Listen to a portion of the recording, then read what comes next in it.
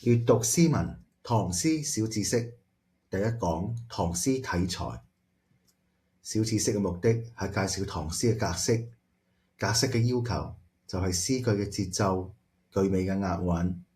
有啲詩仲會有對句，即係對偶句添。我哋依照格式可以寫詩，亦都幫助我哋去吟誦、背誦添。小知識會分做5講，每講幾分鐘。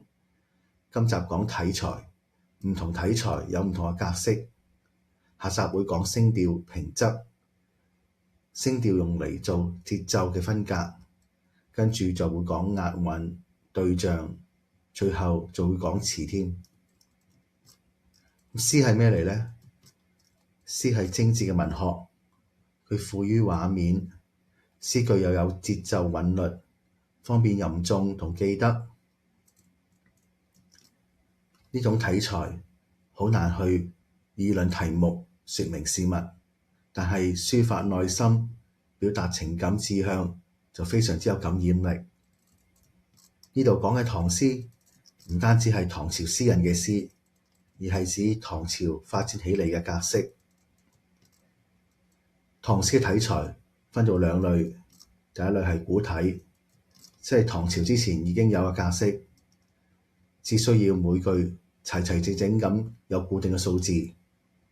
喺唐朝開始固定喺一句5個字叫5言，或者一句7個字叫7言。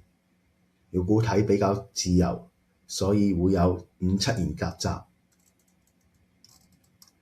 唐朝之前對聲調、對偶發展得未咁成熟，所以唔會有呢啲嘅要求，只需要每句句尾有押韻，唔需要限句數。但係唐朝開始就有新近發展嘅近體，佢需要講平仄對仗，呢啲就係叫格律要求，所以近體詩又叫格律詩。佢分做2類，第一類係短啲嘅叫絕句，長啲嘅叫律詩。佢都係一係5言或者係7言。近體詩有規律嘅節奏，而節奏係以聲調嚟做間隔。所謂平仄係指聲調嘅分類。唐音開始就分做4聲，平上去入，其中只有平聲字係聲調不變，所以拉長咗嚟讀都係一樣，而仄聲就係唔可以。詩句係以2個字嚟做一組，第2個字就定咗呢組字係平聲定仄聲。而詩句入邊平仄係要相間，而詩句係2句2句咁寫，所以2句叫一聯。一聯入邊上一句同下一句平仄又要相對，即係話要相反。而下一聯嘅起句同上一聯嘅收句平仄要相黏，即係話平仄要一樣。有咗呢啲要求，詩句讀上嚟就有長長短短、長長短短嘅節奏，錯落有致。而押韻係指一聯入邊第2句個句尾，佢要押平聲韻。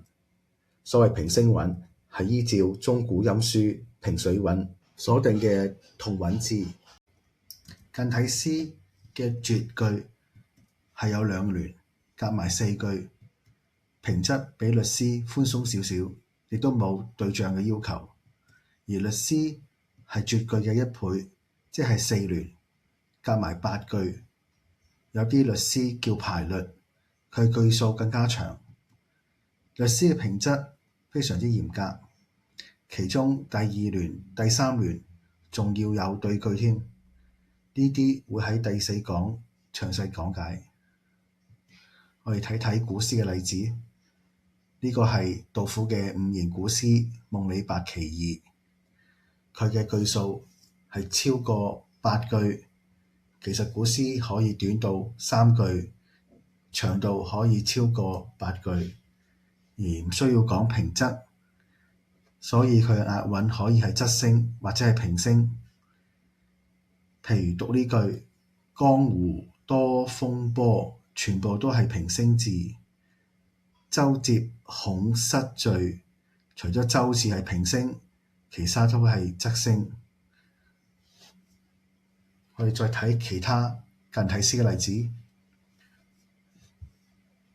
李白嘅早發八帝城係絕句，所以得4句。佢嘅平聲句尾係押韻嘅，間、環、山。但係如果用普通話嚟讀，間、環、山就冇咁押韻啦。而佢哋係平仄錯落嘅，朝辭白帝彩雲間，係平平仄仄仄平平。下一句就調返轉啦，千里江陵一日還，平仄平平仄仄平。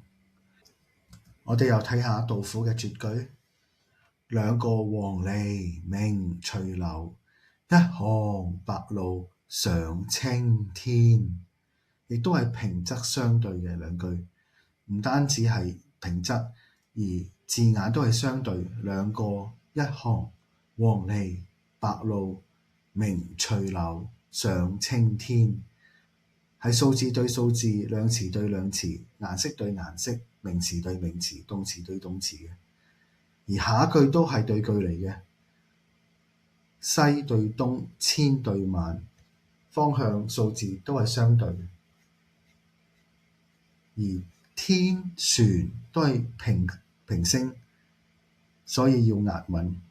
廣東話唔係好押韻，普通話天船亦都唔係好押韻，但係喺唐朝時呢兩個字都係押韻嘅，所以寫唐詩好多時要參考平水韻。